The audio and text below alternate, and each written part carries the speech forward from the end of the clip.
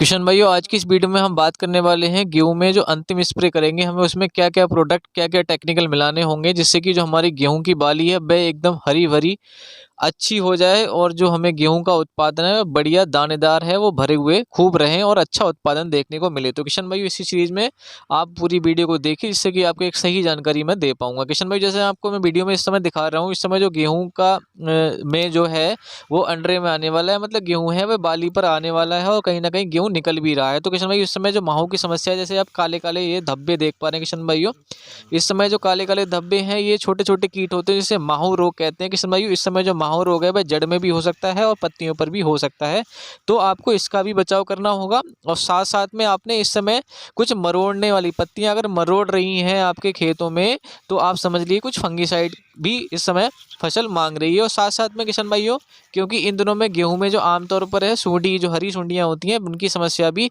हमें देखने को मिलती है। तो किशन भाइयों चलिए वीडियो स्टार्ट करते हैं। वीडियो में इन सभी बिंदुओं पर हम आपको विस्तार से जानकारी देंगे। तो किशन भाई उसी के साथ साथ सभी किशन भाइयों को हमारे खेती किसान टेक यूट्यूब चैनल की तरफ से बहुत सारा नमस्कार। और किशन भाई यदि आप पहली बार हमारे चैनल के साथ जुड़ रहे हो तो चैनल को सब्सक्राइब करना बिल्कुल भी ना भूलें, क्योंकि हम यहाँ पर आपके लिए फसलों के संबंध में समय समय पर वीडियो अच्छी वीडियो लाते रहते हैं। तो चलिए किशन भाई इसी के साथ वीडियो में आगे बढ़ते हैं। तो सबसे पहली बात किशन भाई ये है कि जो बालियाँ हैं वह अच्छी हों, हष्ट पुष्ट हों, तो आपको उनको जो कीट हैं उनसे बचाकर रखना होगा। तो सबसे पहला जो कीट है किशन भाइयों, माहू रोग की समस्या गेहूं में जरूर देखी गई है और साथ साथ में जो हरी सुंडियां जिसके बारे में मैंने आपको जानकारी दी।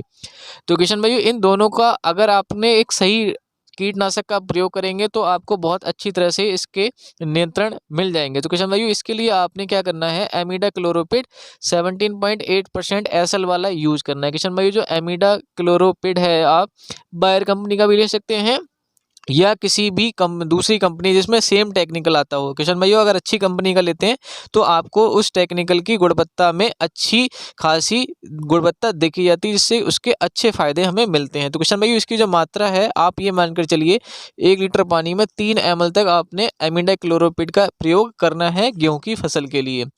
अब बात आती है किशन भाइयों, आपने इससे के द्वारा कीटनाशक का प्रयोग कर लिया और साथ साथ में मैंने कहा था मरोड़ने वाली समस्या और जो बाली है वह अच्छी उभर कर आए, मतलब जो बाली निकलने में कोई भी समस्या पौधे को ना हो, तो इसके लिए आपने फंगीसाइड का भी प्रयोग करना होगा।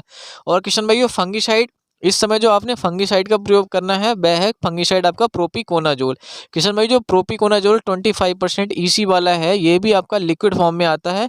आप किसी भी कंपनी का ले सकते हैं, चाहे तो आप क्रिस्टल कंपनी का ले सकते हैं जो कि मैं आपको यहाँ पर दिखा रहा हूँ। किशन भाइयों प्रोपिकोनाजोल ही फंगीसाइड का प्रयोग इस समय करें, क्योंकि जो प्रोपिकोनाजोल फंगीसाइड है वह जो आपके मरोड़ने पत्तियां मरोड़ने वाली समस्या है उसको आपको नियंत्रित करके देगा और साथ में जो बाली है गेहूं की बाली है वह बढ़िया करके निकलेगी।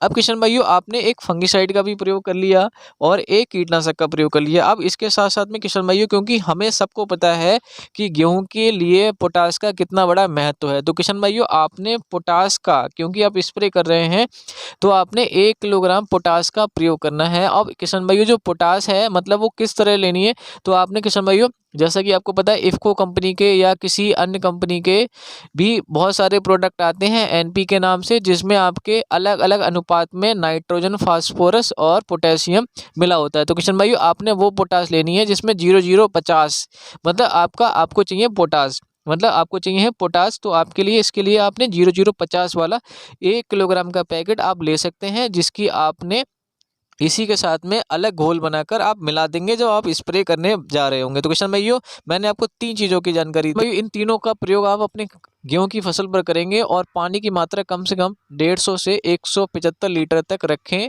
1 एकड़ के हिसाब से। किशन भाई जैसी ज़रूरत होगी आपको ज़्यादा पता होगा कि कितनी खेत के लिए हमें कितना लेना है, लेकिन मैंने आपको एक आइडिया ज़रूर दे दिया। किशन भाई हो सकता है यदि आपको मेरी जानकारी कोई पसंद आई हो तो आप चैनल को सब्सक्राइब जरूर करना, और कोई भी अगर आपका प्रश्न है तो आप हमसे ज़रूर पूछ सकते हैं। और साथ में डिस्क्रिप्शन बॉक्स में टेलीग्राम की लिंक है जहाँ से आप हमसे सीधे जुड़ सकते हैं। फिर मिलेंगे किसी अन्य वीडियो में, तब तक के लिए धन्यवाद।